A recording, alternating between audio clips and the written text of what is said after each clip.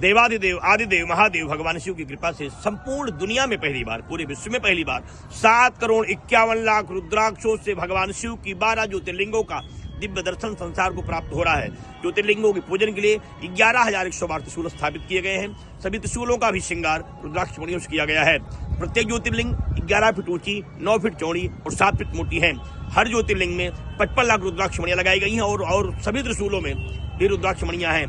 पूरे यज्ञ मंडप में 7,51,00,000 से अधिक रुद्राक्ष मणियां हैं। भगवती पीताम्बरा के भी 36 स्तंभ बनाए गए हैं। प्रत्येक स्तंभों में जो रोग हरण के लिए है, जिसमें सत्यम सुप्रसन्न लिखा गया है, उनका आलिंगन करने से व्याधियों का विनाश होता है।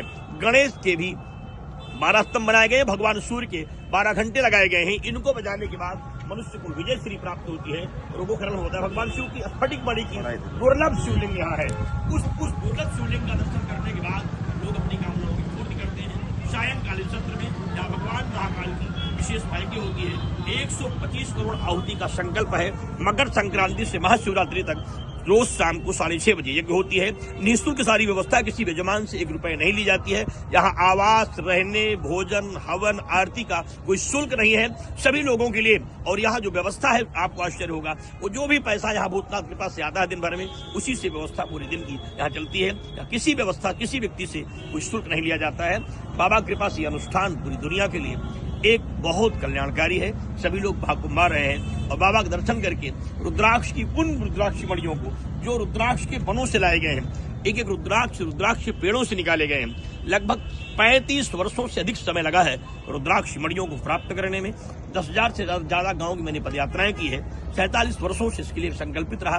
नमक मीठा अन्न का परित्याग कर मैं लगातार पूरे जीवन भर भूतनाथ की लगा रहा और अब तक मैंने 58 बार भू समाधियां ली। यहाँ भी समाधि स्थल है, यहाँ मैंने भी 2 बार भू समाधि अंदर ली थी। अभी आप जाकर देख पाएंगे गड्ढे के अंदर स्थिति में है, जहाँ मैं बिना ऑक्सीजन के भी यहाँ भी लगभग मैं 18 घंटे रहा हूँ नीचे। अब तक अधिकतम समाधियां मेरी 41 दिन की हुई है, जो मैं 20 फीट जमीन के नीचे रहता हूँ। बाबा की कृपा से ये जो भी अनुष्ठान यहाँ हो रहा है पूरे देश के लिए है। इसके साथ संकल्प है, यदि आप इससे प्रभावित है तो उसके प्रति प्रति करिएगा। पहला है काशी मथुरा मंदिर निर्माण, दूसरा है भारत हिंदू राष्ट्र, तीसरा है बेटियों की सुरक्षा और गंगा विरल प्रवाह, चौथा है भारत की अर्थव्यवस्था को मजबूत करना और यहाँ के नौजवानों और बेटियों को साक्षर बनाने के लिए उनको अनुकूल शिक्षा देना।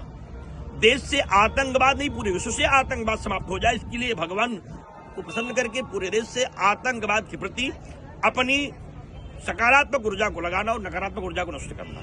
उसके बाद है पूरे देश से हमारी जो परिस्थिति है, मेरा पूरा देश जो है वो विश्वगुरु के पथ पर स्थापित हो जाए।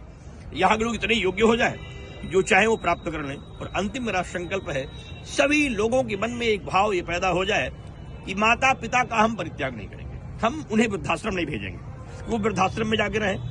अब पुत्र इंजीनियर हो गया, डीएम हो गया, तो माता पिता वृद्धाश्रम में जाके रहते हैं। ये एक बहुत बड़ा दुर्भाग्य है। पहले आश्रम हुआ करते थे और अब वृद्धाश्रम हो गए, और वृद्धाश्रम अब व्यवसाय हो गया है।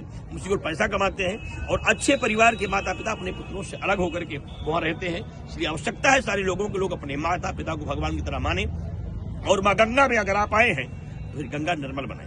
गंगा पाप हरने के लिए है, मल हरने के लिए। इसलिए गंगा में स्नान करें तो कपड़े ना धोने, स्नान करके स्नान करें, क्योंकि बिना स्नान किए गंगा स्नान नहीं करना चाहिए। तमाम जानकारी लोगों को नहीं, बड़ा अपराध हो जाता है। लिखा है जैसे आप मंदिर जाते हैं तो स्नान करके जाते हैं, वैसे गंगा भी देवी है, वो नदी नहीं है।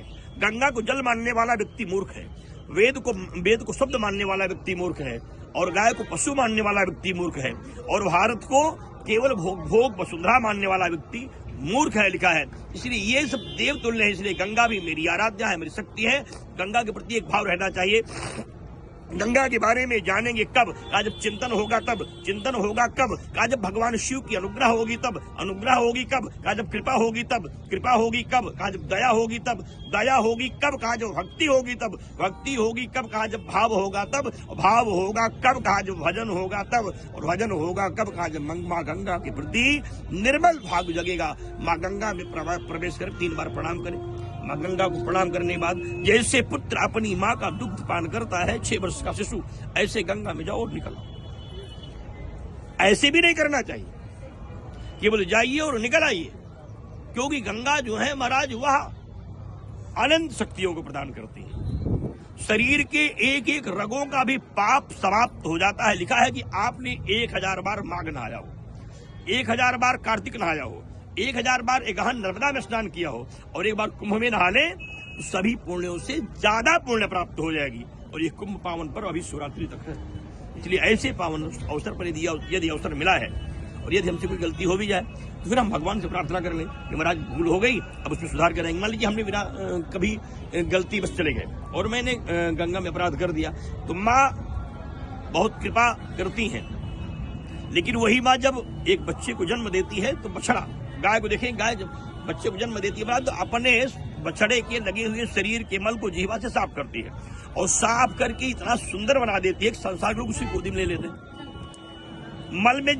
मल से लगा हुआ बछड़ा दिव्य हो गया, संसार ने गोद में ले लिया, लेकिन जब वो बछड़ा बड़ा हो जाता है और धूल लगा गया था तो माँ उसे चाटती नहीं, छोड़ देती। ऐसी भगवती है, अगर आप बार बार अपराध करते रहोगे तो आपका परित्याग कर अनजाने में किए हो क्षमा कर देंगी। इसलिए अगर पाप हो जाए तो भगवती से कहना चाहिए, पापो हम पाप कर्मा हम पापात्मा पाप त्राहिमाम पार्वती नाथ सर्व पापो हरो भवन्नथा शरणम नास्तित्वमेव शरणम मम तस्मात् कारुण्य भावेनो रक्षमां प्रलंकर काल हर कष्ट हर दुख हर दारिद्र्य हर संकट हर प्रलंकर कालेश्वर दिगंबर भूतेश्वर जगदम्बिके जगतारिणी भवहरिणी कल्याणकारिणी वरदायिनी मां ब्रह्मा विष्णु शिव रुद्र इंद्र वरुण कुबेर दिगपाल सूर्य चंद्रमा बृहस्पति दुर्गा काली उमा रमा ब्रह्माणी रुद्राणी शिवानी गौरी धात्री परमेश्वरी कात्यायनी भद्रकाली चंडी नारायणी परमेश्वरी कात्यायनी रक्ष रक्ष रक्ष हर हर बोलिए महाकाल सरकार की जय हो, गंगा महारानी की जय हो, त्रिवेणी माधव भगवान की जय हो, अक्षय पट भगवान की जय हो, भरद्वाज महाराज की जय हो, द्वादश माधव भगवान की जय हो, नागवास की सरकार की जय हो, रुद्राक्ष ज्योतिर्लिंग सरकार की जय हो, पराम्बा जगदम्बा मां भगवती